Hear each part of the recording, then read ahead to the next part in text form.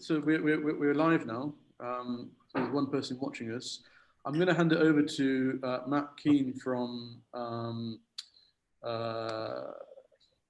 Questioning Sense. I keep forgetting. There's another one, isn't there? There's the Scientology Questioning Sense, but there's another one with something sense, and I'm just getting confused between all of them. So, but yeah, I'm gonna bring him on so that you can talk, because he's going to conduct the interview with you. Yeah, not me. He's got some very hard to hit questions for you. What's your favourite colour? Right. I ran out the door then. Right, so I'm going to hand over. There's 2 people watching. I think there's 4 people watching now, so everyone's coming back on because I haven't mastered the streaming thing, right? So I keep having to do different streams. We'll sort it out for the next time, but for now, people are manually switching, so we've got 5 people on. So just give it a minute or 2 until everyone comes on, and maybe just have some sure. Get to know him. So Matt, he, by the way, he did a really good review of your Mashuk and Matt group, others. He was really impressed with them. And you had a question about one of his orders as well, so you can ask him.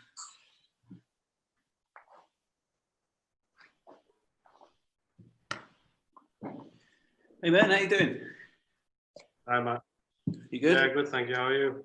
Yeah, very good. Yeah. So I've got a bright light to shine in your face, so we can crank up. The thing is, you have to. Fahim was supposed to do this, and last minute he landed me in it, right? So I'm not completely prepared, but obviously I'll answer your questions as best as I can. That's fine. The whole thing's being recorded, so it can be used against you at a later date. So no worries. Right. Yeah. Do you want, right, no worries. Right, how many have we got here? Do you want to kick off? Should we get started? Yeah, I mean, it is what it is now, isn't it? From 5 or 10 or 15, whatever. All right, no worries, buddy. So I'd like to start, because I understand that Imperial Oud have been around for sort of like 10 years. So if you could tell us a little bit about the beginnings and where you've come from and how you've come together to become Imperial Oud, that would be fantastic. Yeah, sure. So if you look at Oud itself, obviously being of Indian background, you know, agarwood, or what we would call agarbatti. My granddad used to sort of light it up in the house, you know what you call incense sticks now. And from what I remember, his cousin used to have a shop, and he was called Agarbatti Wala, and he used to sell it in the Gujarat region, many years ago now.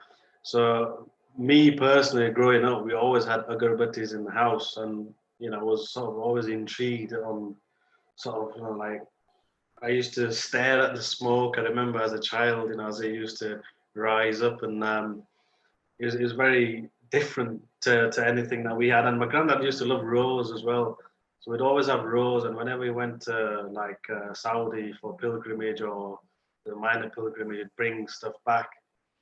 And then, you know, sort of, I never really got into artisanal oud sort of until 2009, 2010, something like that. Is it still on? Is it stuck? Yeah, no, it's still going. Hello? Can you hear me? All right. I can hear you, but you're frozen. Oh, okay. No, I keep very still normally anyway.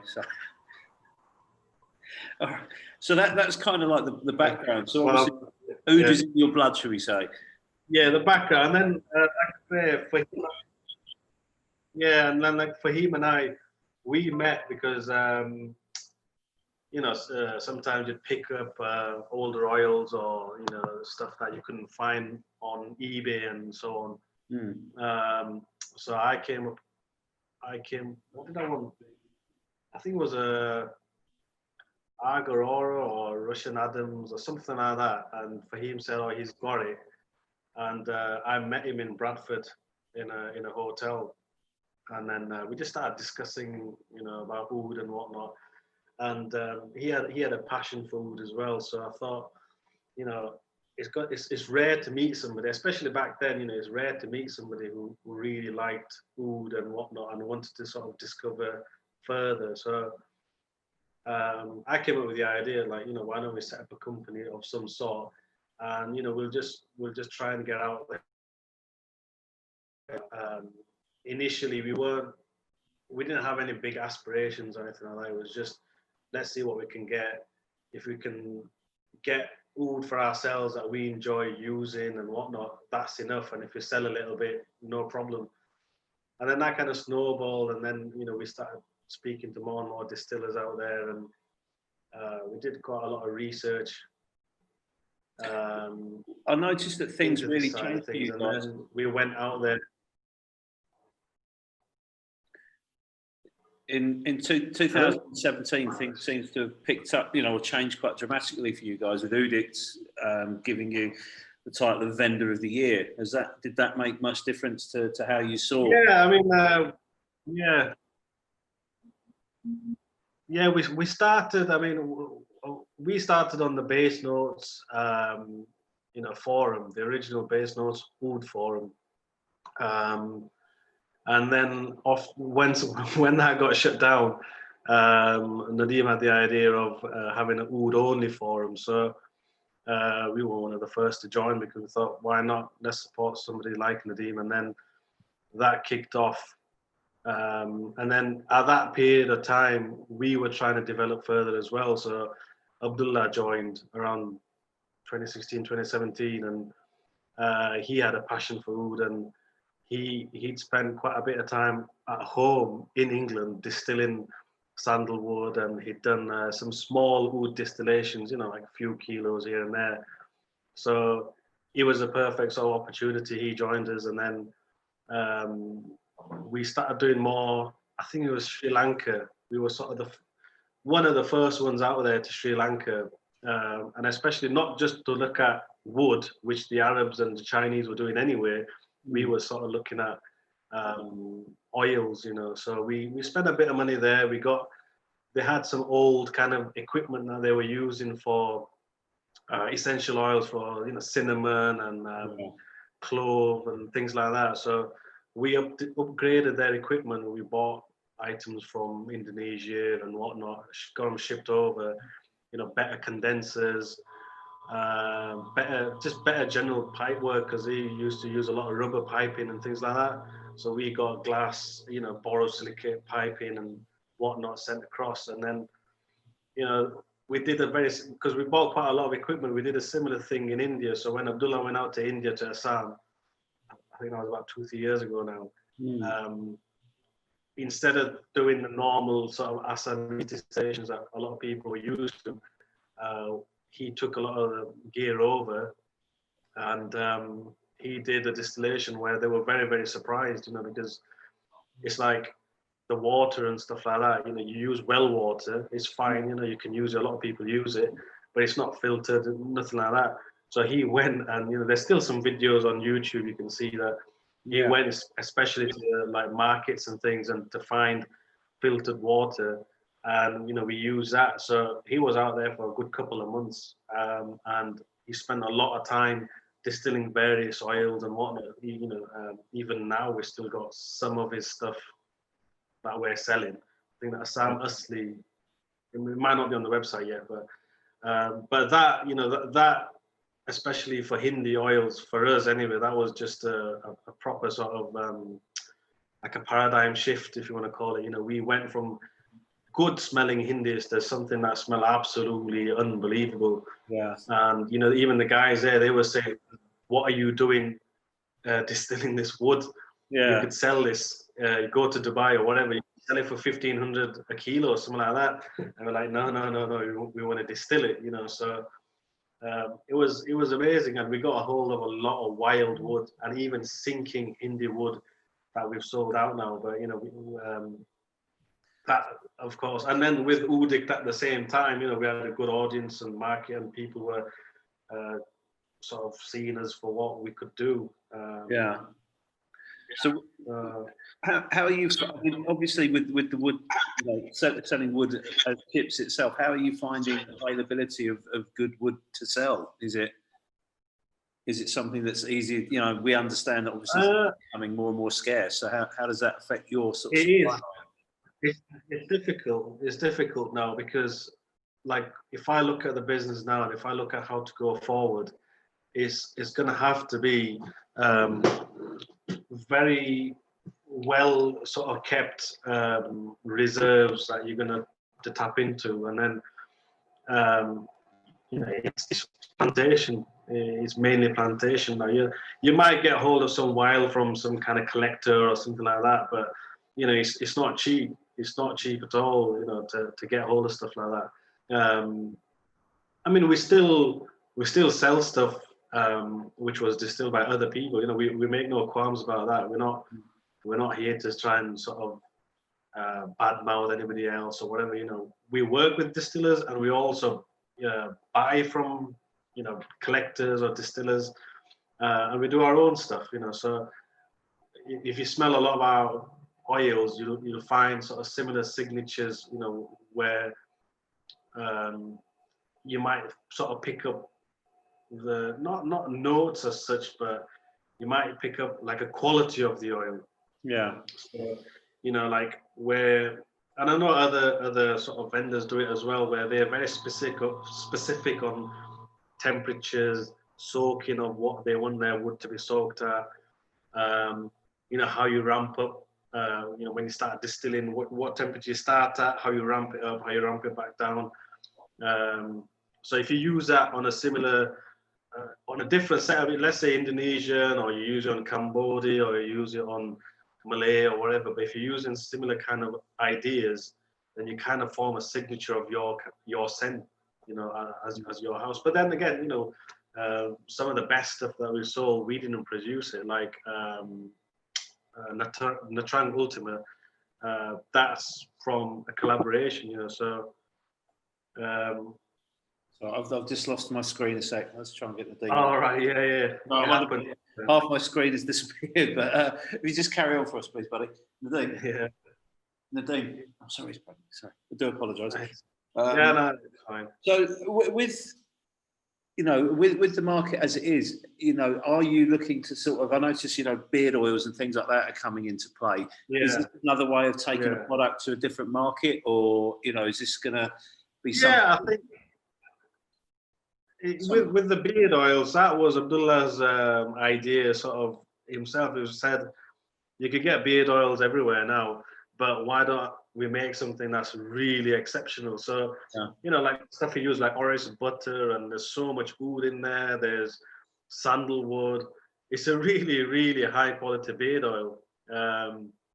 And it, you know, it smells quite nice, although the smell diminishes quite quickly because you don't want a very, very smelly beard oil. Yeah. You know, but that was something we just thought we can add to that. You know, we can bring it to, like I say, like another market and all, and maybe those people might try ouds, you know, going further. But if nothing, at least you know, people can try our sort of quality. You know, so I think it's a fantastic way of getting oud out to people that, you know, are looking for another way to wear it, because you know, not everybody wants to burn wood, and not everybody wants to swipe oil. I mean, I come from more of a perfume using background, and I think it's a good way of integrating this, you know, a new smell, for want of a better word, into a sort of a more mainstream society in that respect. I'm always fascinated when I speak to people like yourself who are involved in oud, what your thoughts are of oud in perfumery, and does it give oud a bad name, or does it whet the appetite for people to explore oud further? I'm sure if you ask people who have come into oud, let's say in the last couple of years, they've probably heard of it initially, like Tom Ford or Killian, or, you know, what was the other one, Creed, Royal Oud, or stuff like that. You know, they would have come across that and thought, what is this oud? Tried it as a spray form, as a branded, you know, whatnot, and then maybe just research what is oud, where does it come from, then come across forums like Oudict, or vendors that are, you know, known out there, whether on Oudict or not. And you know, they probably bought samples, thought, what is this? You know, what is this thing? Because it's not a Western, you know. Well, it is getting he's getting more and more known in the West, but obviously originally it wasn't. So, I mean, we've considered going into that kind of spray, perfume, oud market, but then we decided against that, you know, because I think first of all, you've got issues with alcohol-based perfumes, like selling them, because you know you've got to have a lot of legislation approval, and you know a lot of couriers won't accept it and whatnot. Especially if you sell it as a spray perfume, you know you need a lot of kind of things behind it. And secondly, you know, it was just something that we weren't that interested in, you know, being brutally honest. You know, we just thought, no, we like oud as it is, and we like natural perfumery as it is. Let's just stick to that. And hopefully people will come round to us sooner or later and try our things and think, oh, okay, these guys are quite good as well, you know, in this particular field. If you know, obviously, my dream would be that everybody that's kind of in perfume or likes perfume will start to make that transition to, you know, explore this magical material more. And obviously, when I've got the opportunity to speak to someone like yourself that has got back, you know, you've come the other way. You know, your history has been sort of Agarwood, and then kind of, you know, you have more experience with that than you did with perfume. So, you know, you've done it the other way around. And obviously, your strengths and knowledge is from the oud world. What would you, you know? I soon discovered that I really liked the Hindi oud. I love that Barney facet. I like that kind of oud more. But you know, what would you recommend with your experience to people that are watching this that aren't too into oud? Where would you, you know, what way would you suggest to them to start the journey, as it were? I think the easiest to sort of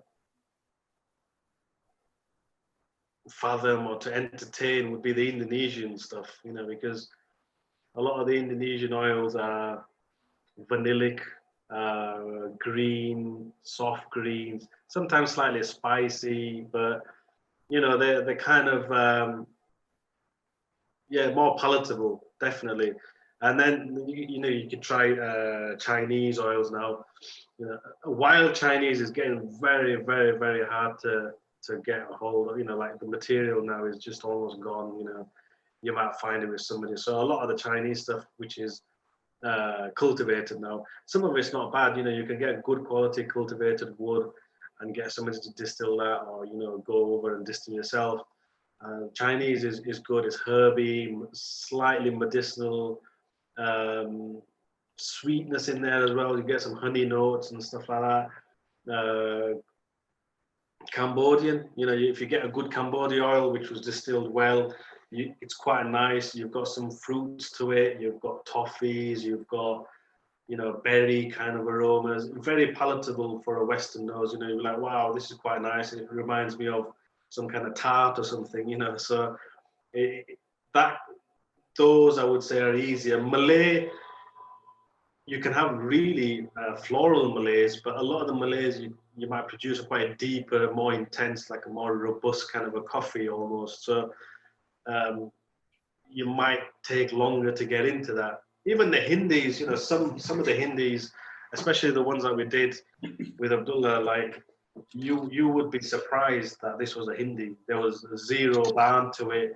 Very, very oral honey. Yeah, like Shah Jahan, Bahadur, Alamgir to an extent.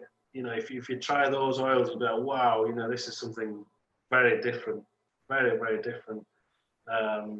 Like Shah Jahan especially. I mean, I have very little amount of it myself, like a gram or something, and I use it sparingly, but it's just, it's something unreal. And if it sounds awesome, it's very, very unique oil.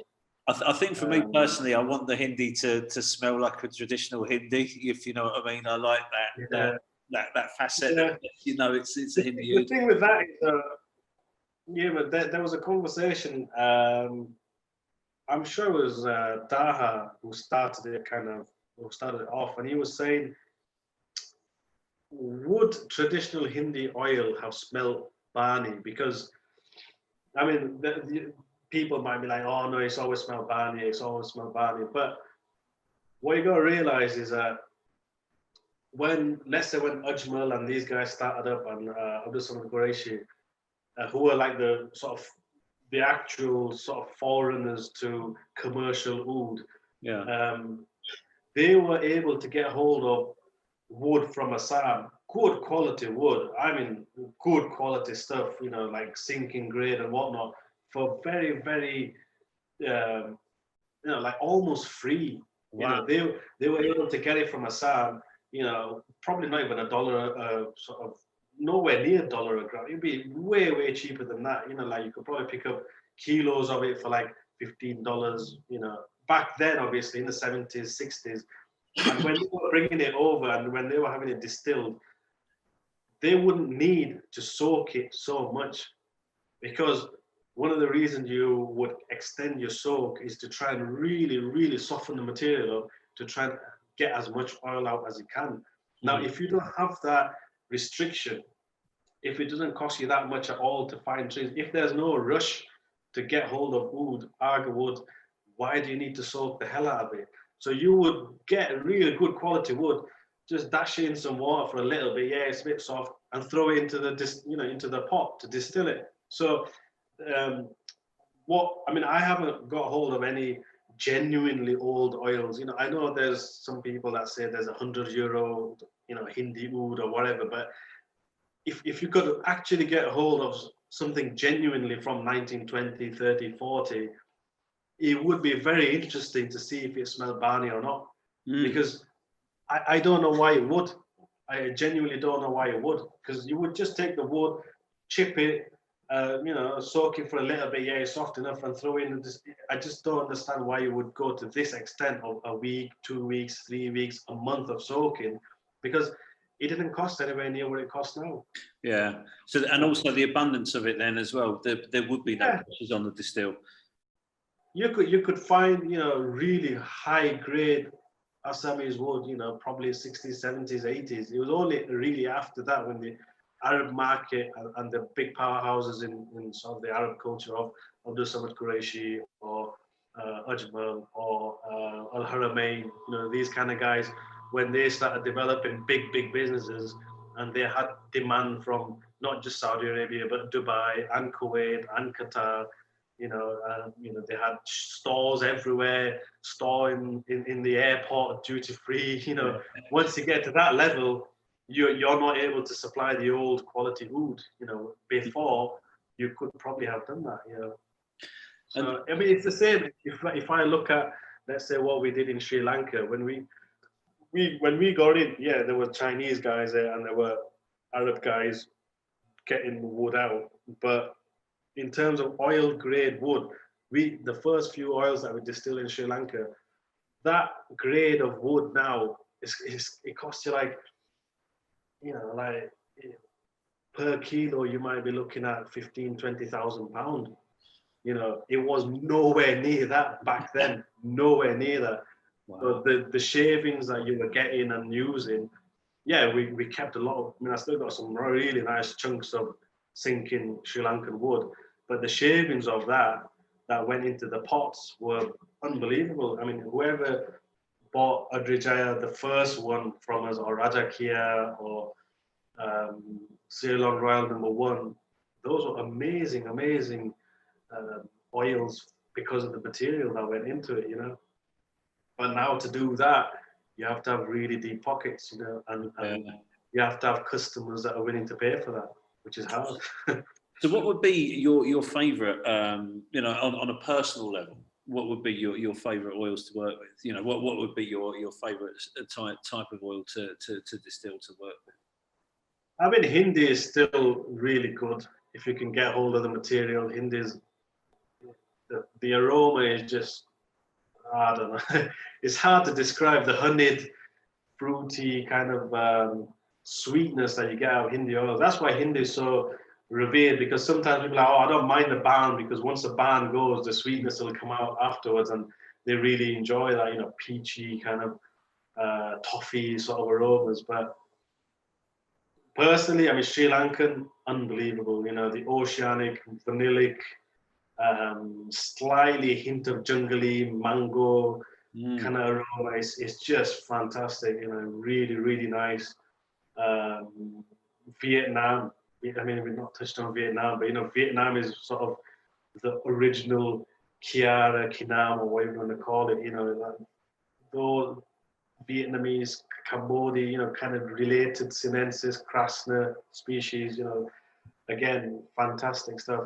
I don't mind the Indonesian, and sometimes you can get a very nice quality Indonesians. You can get very nice quality, like Borneo's. The Malina oils are amazing, you know. But if I was to go to just one sort of thing, probably Hindi or maybe Sri Lankan, then sort of the Viet and Cambodia stuff. I tried, you're going to have to forgive my pronunciation here because I'm going to butcher it. But the Al Mashriq and Al Maghrib earlier, and absolutely amazing, really, really good. Can you tell us a bit about the background of those? I would see. This is why I wanted Fahim to be here, because Fahim is the one that made both of them. Right. Those are so they're both oils or attars, as you want to call it. They're not. They're not attars in the true sense of the word, because I think attar in the true sense of the word means you distill all the ingredients together. So this wasn't an attar, it's a mukhallat, which is a mixture. But right nowadays we kind of intertwine the two terms, attar and mukhallat. But attar really is where you take agar wood, rose, sandalwood, clove, cinnamon maybe, or you know, whatever, the variety of flowers or whatnot, chuck them into a pot, and then you distill them together, and you have a distilled oil at the end, which is a blend of all these essential oils. That's an attar. A mukhalla, which is what al-Mashriq and Maghrib are where you take essential oils and then put them together, layering them to form a base, and then, you know, the way we've done them, we've kind of made a base first, which is more the sort of the traditional way of, even I think, if you look at French perfumery, where and this I got to know a lot more about with Marius, who joined us for a little while, where he would make, and then this is what we sort of did with Mashriq and Maghrib, where you make a base and leave it, you make a middle and you leave it, and you make a top and you leave it, and then you combine the base and the middle, leave them for a while, combine the top afterwards, and then you get a genuine oil where once you've applied, you get a beginning, a middle, and an end. You know, proper top, middle, and base note. So Fahim did that with Mashriq and Maghrib. I think from what I remember, like Mashriq is more sort of western, eastern based. So there's more oud into it. There's more florals. There's more camphor, I think, and is use those kind of elements. And then with the Maghrib, which is the western part, is use more florals to make it more western palatable, as it were. So yeah, I mean, those two, he did a very, very good job with them. Absolutely amazing. Really, really impressive stuff. I think I'm going to have to wrap this up. People are waiting. I think we're running out of time. So I just really wanted to say thank you so much for your time. It's been an absolute journey, a real pleasure for me to hear about this. And I hope everybody else has enjoyed it. But thank you so much, buddy. Really, really appreciate your time. Thank you. Thank you very much. Cheers, buddy. Nice one. Thank you. Thanks. Bye-bye.